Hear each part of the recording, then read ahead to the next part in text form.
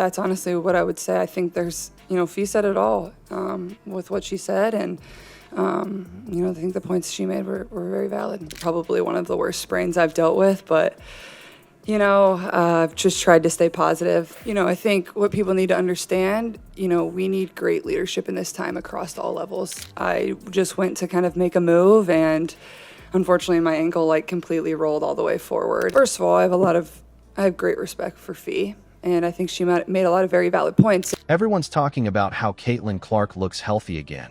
But what if that's the biggest misconception of all? In this first interview in 3 months, she explains why looking fine doesn't mean she's anywhere close to game ready. Obviously, my ankle kind of didn't allow me to really see where my groin was at. I feel like probably over these last couple of weeks is when I've probably started feeling my best. Been working really hard to get back to full health, and I think my second full court workout back when we were in, I don't even know what month that would have been. The twist? It's not her ankle that's holding her back. It's something far tougher to fix. Once you hear what's really delaying her 5-on-5 comeback, you'll never look at athlete recoveries the same way again. Before we move on, I'd like to ask you a small favor. If you appreciate this content, please take a second to like this video and subscribe to the channel. Over 98% of you watch the videos without subscribing. It costs you nothing, but it makes a huge difference to us. So, did you click the subscribe button? Great. Thank you so much. Now, back to the video. This season, just trying to get healthy and trying to kind of just get back to 100%. When you're injured, it's honestly more work than when you're playing. So, I've spent so much time here in this building. Everyone saw Caitlin Clark smiling in warm-ups, taking jumpers like she never missed a beat, and the talk started right there. She's back. But that's where people misunderstood what was really going on. Looking steady on the sideline doesn't mean her body or mind are game ready. She could move without limping and laugh with teammates, but underneath that calm surface, every movement was a test. Fans saw confidence. What they didn't see was hesitation packed into every step. That disconnect hit hardest the moment her ankle rolled forward in a full-court drill. It wasn't a game collision, just a sudden turn. Obviously played that game in Connecticut, and that's where I kind of felt some more pain in my right groin, and then obviously had some tests and other things done, and I was going to play. I was going to get back out on the court, and it probably would have been even more devastating and crushing knowing that I was never going to be able to put my uniform back on for the rest of the season. There was no decision of this is the end of my season. I had full intention of returning, But it stopped her mid-drive. That single instant shifted her whole plan. She had been targeting an early return, but now the timeline had to reset. Recovery became less about racing back and more about trusting her movements again. Every cut, every sprint, had to prove something. Clark calls it the gap, the space between looking fine and actually being ready to face unpredictable physical contact.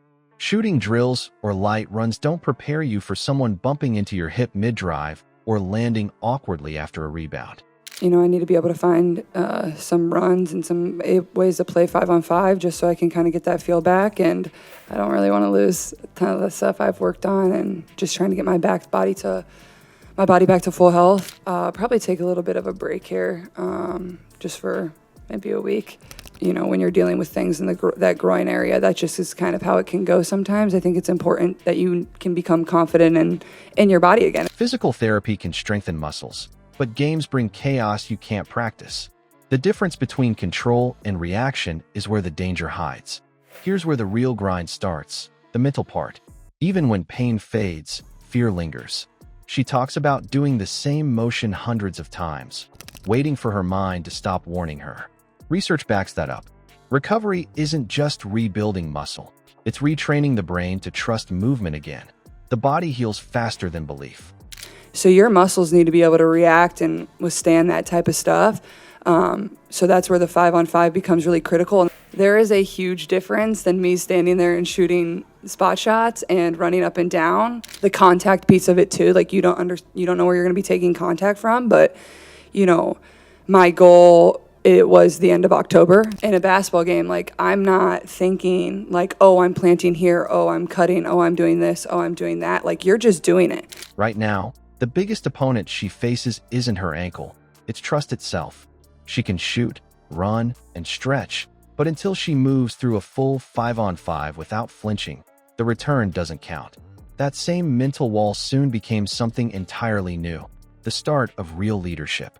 How does sitting on the bench teach someone to lead better than actually playing on the floor?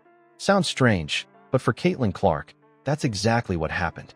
When she couldn't lead through her game, she had to find a whole new voice. It's been a really good opportunity for me to learn a lot about myself and, certain lessons that will probably be really important throughout my career as well. It's been difficult not being able to see the time you put in, being able to put on your jersey and see it pay off. Being injured meant she could no longer control the scoreboard, but she could control the locker room.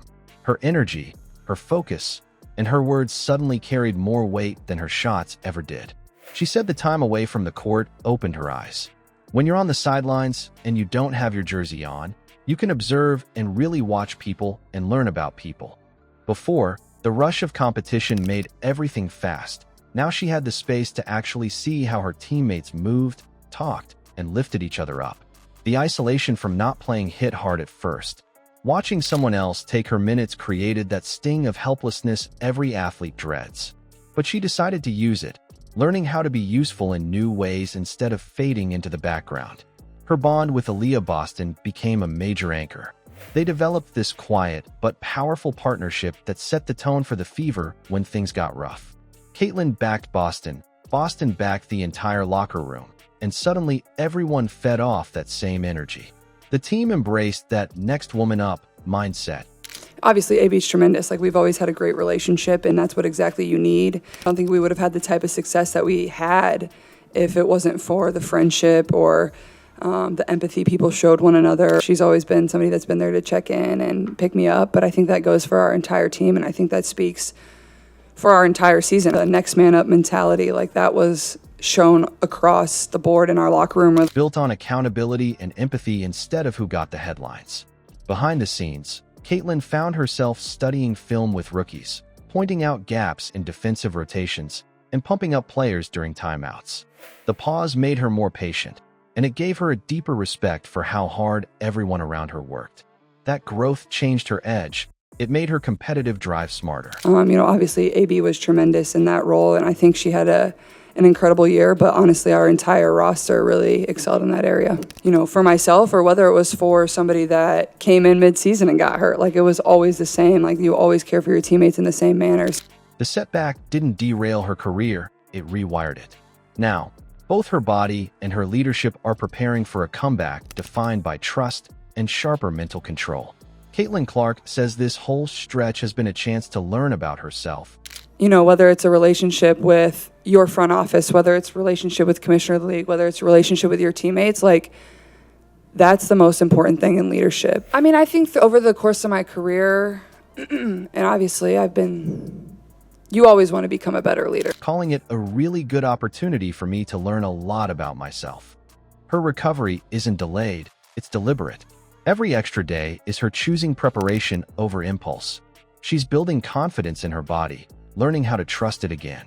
That patience isn't hesitation, it's part of greatness. And I've been very fortunate and able to learn from those people, and I'm trying to learn and grow every single day as a leader too. And I think I've been around a lot of really good leaders in my life. She's also learned what it means to lead differently, how to connect and empathize with her teammates.